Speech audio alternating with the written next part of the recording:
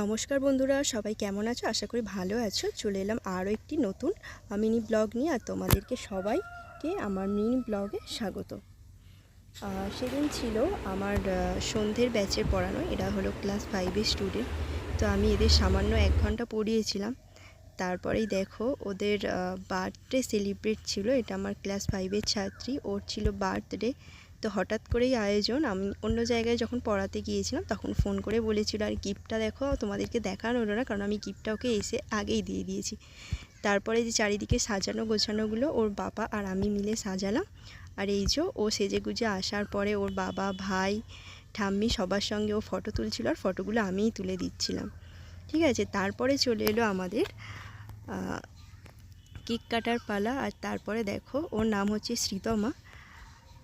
হচ্ছে যে তারপরে ও এখানে ওর সব থেকে শুভ সময়ে চলে এসেছে। জীবনের এই দিনটাতে কিন্তু বাবা মার থেকে, গুরুজনদের থেকে অনেক ভালোবাসা পাওয়া যায়, আর নতুন করে যেন জীবনের একটা অধ্যায় শুরু হয়। প্রত্যেকেরই কিন্তু জন্মদিন নিয়ে একটা উদ্বেগ থাকে, মনের মধ্যে আনন্দ থাকে।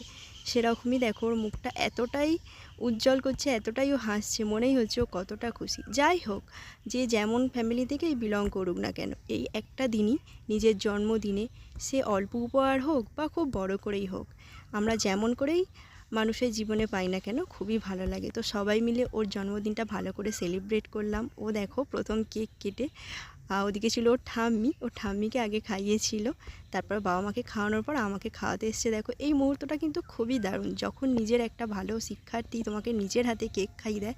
এই মুহূর্তটা আমি বলে প্রকাশ করতে পারবো না কতটা ভালো লাগছিল। তারপরে আমাকেও এক টুকরো কেক দিয়ে দিয়েছিল, আমি খেয়ে নিলাম। চলো, আজকের এই মিনি ব্লগ তোমাদের কেমন লেগেছে অবশ্যই কমেন্টে জানিও। আজকের মতো টাটা, দেখা হবে আরও একটি নতুন মিনি ব্লগে। বা